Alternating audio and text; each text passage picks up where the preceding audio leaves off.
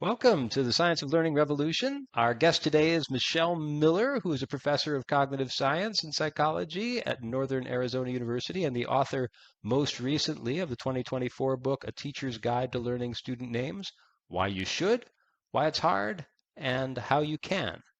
Michelle is going to share several strategies from the book as she uses the LearnNames app for Canvas, developed by my company, Sauerkraut Learning. Michelle, welcome. Hi, thank you. It's great to be here. I'm going to put a link, by the way, to your book below this video and also a link to the LearnNames software. LearnNames is going to launch from Canvas. So Michelle is going to launch a course called Biology 101, which is populated by fictional students with AI-generated faces. So here's our hypothetical roster. Prior to the start of, say, a new semester, I've got access to this, and I'll be meeting my students in person perhaps very soon. But this is a way to get out ahead of it. And that is one of the key things from the book. A piece of advice for many of us who have taught for a while is to get out ahead of the issue. So Yeah. right there in the title of the book, it says why it's hard. And so we do have to anticipate that we're going to need some kind of intentional practice. So Michelle, just to start with a common misconception, I think a lot of people think, well, I've got this photo roster here. I just need to stare at it. What does the psychology of learning say about that? It is so easy to just like, oh my gosh, it's the class is about to start. I'll just kind of go through these things.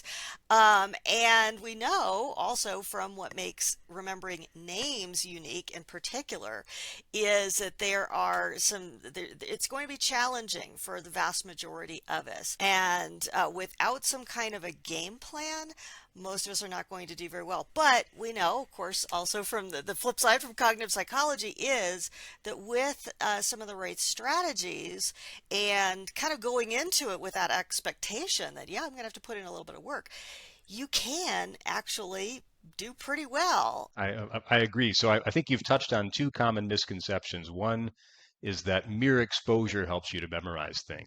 And there's also this notion that some people are good with names and faces and some aren't. And it's not like there's nothing to that, but if you look at people who are famously good at it, like former President Jimmy Carter, um, he practiced actually. Anytime he'd go to a dinner where he met people who he thought could be important to his campaign, he wrote their names down on index cards and he studied them so that he'd remember them the next time. So you need to do some kind of retrieval practice, which is what you're about to demonstrate here. So there are a couple different strategies. You can just dive into practice, and it's retrieval practice right off the bat. Or you can walk through the roster, and if you're a person who expects to use mnemonics, just noticing what's distinctive or memorable about each student's face can be helpful. And there's even a space where you can take notes. All right, so I've taken my quick look, and again, you're going to see a lot of very realistic thrashing around here, kind of for the benefit of this initial exploration. We're going to be kind of talking through it. And so what I'm doing when I do that, though, is I'm dividing my attention. And in the book, I talk about I've got a little mnemonic, and A is the first one in that process. You have to pay attention. And it is a great thing that retrieval practice makes us be really attentive. But so I'll be doing that, introducing a little bit of additional cognitive load. So keep that in mind as well. All right, so I'm going to pick multiple choice. All Yeah, I right, and typically that's recommend that for the first okay. time through because you know that one of the names below the student's face is the right name. Whereas All right. flashcards, it's very difficult to start cold. All right, so I'm going to hit multiple choice. I don't think I remember. Oh, okay, this was probably, maybe the luck may have been some, we call it implicit memory if we're kind of not so sure. Matthew, maybe? Oh, so he's not Carl or Todd. Ah, I see. So I'm going to call him Corey. Oh, this guy's Todd. All right, Corey or William, or maybe Steven. I don't think I've had a Steven yet. Oh, he was Corey. Francisco. Okay, getting there. Angel. All right. And can I ask you, are all of the distractors, are they all actual names of some students in the course, or they're sort Yes, of there are other students in the course. amazing? Okay, so we have here Ruth, Louise, Madeline. And here too, I'm trying to keep the running total, but it quickly overwhelms working memory. You can't just kind of do this with a little, shortcut. There's just too many of those other names to keep. Okay, so here we have Janie. Let's see. Ooh, yes, and now here I'm, okay, here we have Julia. I believe we have, okay, here we have Louise. Alice, maybe? Okay, well, let's see. What do we have here, Paul? What's the Well, verdict? well, this is remarkable. So if you really were just guessing, we would expect you to get about a quarter right. In fact, you got about half right. And I think a big part of that was the review you did initially and also the process of elimination as you went along. You said, well, I've seen Steve before, so this probably isn't him. And then that narrows your focus to certain names. It looks Nice. like you've gotten a little more than half of them right, but we figure a quarter were due to guessing, so we adjust it down Mm-hmm. to 37%. So I'll just point out what a nice feature here, Mm-hmm. which is that you have an opportunity now to re-practice the ones that you missed. There was something a little bit Okay. hard about those, so you need more exposure to the ones that are hard. Oh, so nice. All right. Oh my goodness, you're right. This is where things get real, don't they? During the second round of practice. Oh my gosh. Okay. I think I remember Virgie though. Okay. All right. I got Janie. I think I remember William. So let's see. Julia. Sarah. All right. Awesome. I'm getting there. I'm getting there. The first day is always the hardest. I'm often Oh, demoralized after the first day, and then you come back the second day and you're like, oh, it didn't take as long yeah. today. And the third day, you start to Mm-hmm. feel like it's going to come. Todd. I think he's Todd. Oh, okay. Good, good. Oh my gosh. Okay. Corey? Ada, maybe? Good. Ruth? Oh, and here's where also I just it's like I just remember. Okay, so we've got Louise.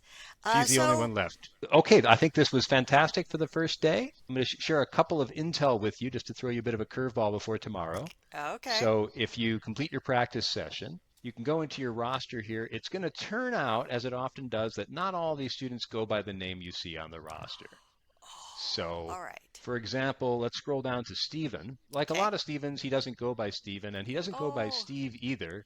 He's the third Stephen in his family. He goes by Trey. If you click the pencil there, you can type in a nickname for him, Trey. So you're going to have to unlearn that his name is Stephen. His name is now mm-hmm. Trey. Likewise, we've got a William here, and almost no Williams go by William. This one goes by, he's not Bill, he goes by Will. And there we go. Save my changes. And Nice. then you remember a female student whose name started with V? Virgie. Yeah. So Yes. it turns out it's pronounced Fergie. You didn't know that. Oh, I So, didn't know yeah. that. And But then you can use the nickname feature to nail the pronunciation here, like the okay. Duchess of Windsor. There are lots of other features we can look up, but I think that's fine for the first day.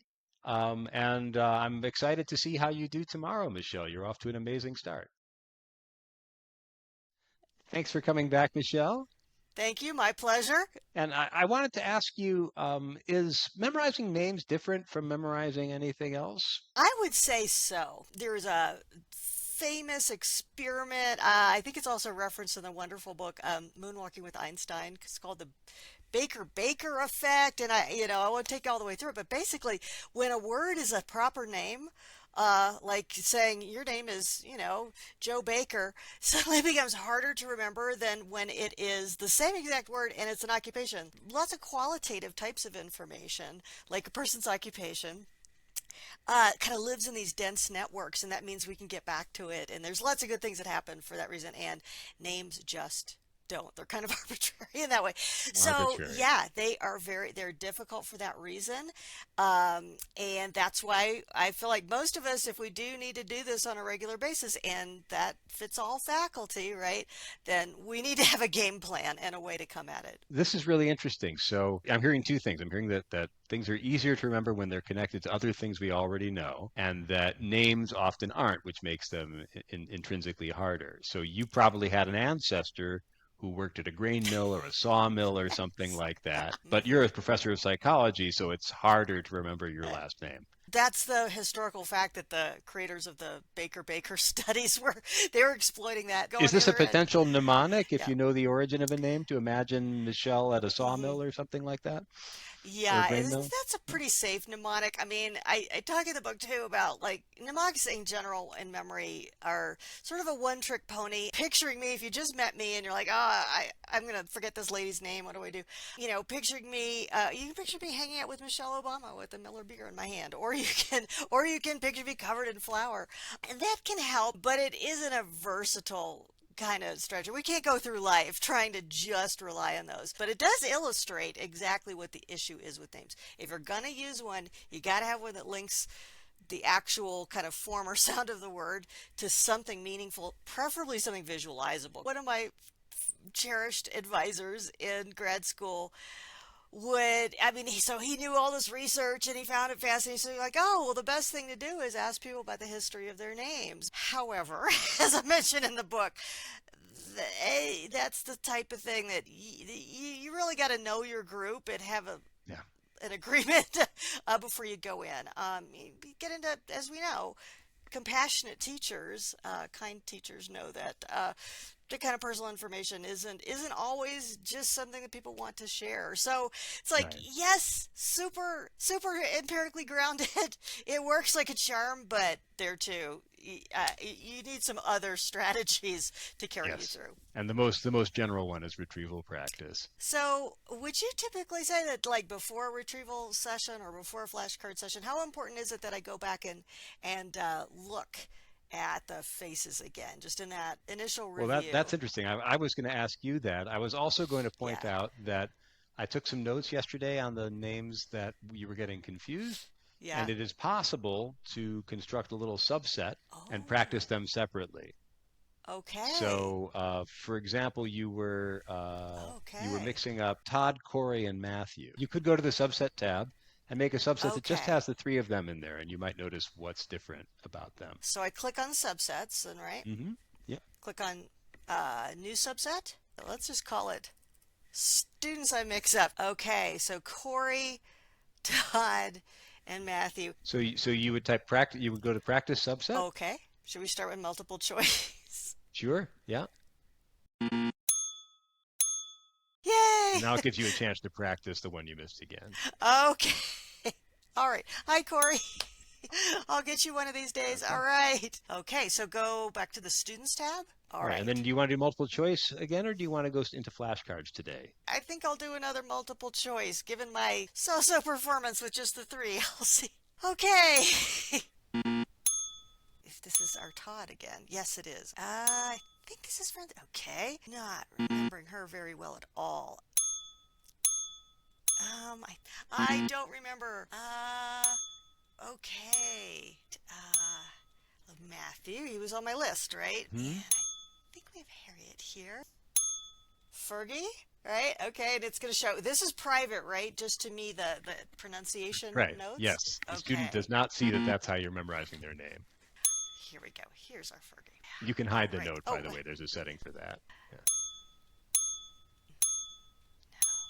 no. Okay, so So yeah, 17 you're to up. So 4. even adjusted for guessing now, you're at 75%. Do you feel like you know these names better than yesterday, or are you surprised to see the improvement? I was surprised to see the improvement. I think I'm still at that stage where it's like you can kind of trust your hunches a little bit, but you still Hmm. need a little bit of strategy, and you definitely need a lot of focus and attention, which is the other thing that this type of deliberate practice done away from distractions. We're not in the class and I'm doing a million other things. Right. This is why this is so good. Very good. Okay, so you've completed the practice session, Hmm. and now if you go over to statistics, it will show you the progress you've made over your Oh, first okay. 2 days. So there you go. You were at, and these are guessing adjusted scores. You were at about Oh, 40% yesterday, and you're at uh-huh. 75% today. That's a lot of progress. It really is. I mean, retrieval is that practice is that powerful, and that this completely tracks with the research, as you probably are well aware. Mhm. And so you see rapid progress and lasting progress with this. We've talked about other things in these videos, but I would estimate at this point that your total practice time, your total time on task, is less than 20 minutes, probably something like 15. And you spaced it out across 2 days, so it had a little time to soak in before, but it's remarkable how efficient this is. And people view this as an impossible task, and yet I would predict you're going to be close to 100% tomorrow. Welcome back. It's day 3, and I'm here with Michelle Miller. I want to start with a little bit of a curveball. Michelle, do you think it's better to learn first names alone as we are, or would it be better to throw in the last names as well? This is a hypothesis offered by a cognitive psychologist here at University of Texas named Veronica Yan. She wasn't sure actually what the right answer was, but she thought having the last name produced a little more of a semantic net. So, but what do you think? I would love to see an empirical study on this. I mean, this is the big, cognitive psychology nerd that I am. Like, let's do Yeah. some research. If it can organize or add depthness or richness or additional cues that can be used to trace back breadcrumb style to the name we want, then Hmm. yeah, you predict that that would go well. I both feel the intuitive, like, oh no, you've doubled it, and then the, you know what, this could be helpful, perhaps in some cases and maybe in most. Well, we're not going to answer the question definitively today, but maybe we could Yeah. turn on last names in the app and you could just express your feeling when you're done about whether it helped you. Now, what I would do here is I would go over to the settings. You see where it says only practice Oh, first name? okay. We're going to uncheck that. Okay, very good. Hmm. All right, and I can go back to rosters, is it? Okay, so here we go. Should we do practice all? Let's do multiple choice again. There Okay. we go. All right, and so now I'm seeing last names as well. Oh, okay, so we have Madeline. Okay, yes, Alice Snyder. All right, good. Okay, all right. Okay, I think it's Janie. Okay. Francisco, I believe. Okay. Corey. Oh, I had such trouble with Corey initially. Carl? Oh, no, we have Todd. All right. We've got Louise here. No. Oh, I think we already did Trey in this deck. Okay. Ruth. This is Angel. Okay. We have Will Hawkins. Sarah. Yes. All right, very good. Would you like to check your statistics? Okay. So above 75%. And once again, I do love that it adjusts for random chance. Hmm. In the multiple choice modality, especially, we got to keep that in mind. I feel like there was something qualitative that did happen with the last names being present in the mix, and I think maybe that also it could also be a benefit that accrues over time. And Hmm. now that I've seen it, it's not quite as intimidating as I thought initially, and I might, if I were doing this tomorrow for a brand new semester, I think I might start that way. We're back. This is day 4 with Michelle Miller, who is the author of The Teacher's Guide to Learning Student Names. So let's practice. Would you like to do multiple choice again or graduate to flashcards? Let's try a round of multiple choice and then we'll see. How about that? I'm feeling pretty good, but you never know. All right. Practice all. Fergie. We have her. I believe we are looking at Tehran here. I think we have Francisco. All right. Good. Priscilla. Will. I think we have Corey. I think this is Ruth, but she may have also been on my subset to repractice. I have Julia. Believe this is Alice. Paul. Yes, Paul. I'm going to go with Todd. I've really struggled with Todd. We have Matthew. We have Julia. Oh, no. Wait, that's Oh, right. I you were already had on Julia. such a streak. So Yeah. here we go. I was on such a streak. Okay, Louise. This is Angel. I think I'm going to have to go with Trey. I think we have Ada here. Madeline. Hello, Madeline. Janie. I think we have Sarah. Mhm. Okay. Whoa! All There you right. go. 94%. I think this is looking pretty nice, Yeah. plotted out day by day. And you see, we have this, what a big increase. All right, let's go for broke. I'm going to try, so flashcard. Okay, hit the flashcard button. Ruth, Trey, Taran, Harriet, Will. Okay, I keep calling him William, but I think he goes by Will. Ada, Julia, I think. Francisco. Mhm. I think this is Sarah. I think it's Sarah. Janie. Alice. Fergie. Madeline. Priscilla, I think. Corey. Matthew. Angel. Todd. And Louise. Paul. All right. That's adjusted for I'm guessing shocked. too. I'm as shocked as anybody right now. So when you reach 100%, what would you Hmm. recommend your practice schedule be from here? Do it daily until class starts and you're off to that until you're actually in the classroom setting itself using names correctly and consistently. As the semester goes on, you might do this once a week just to keep things fresh. Ladies and gentlemen, I give you Michelle Miller, author of An Instructor's Guide to Learning Student Names. Thanks so much for coming, Michelle.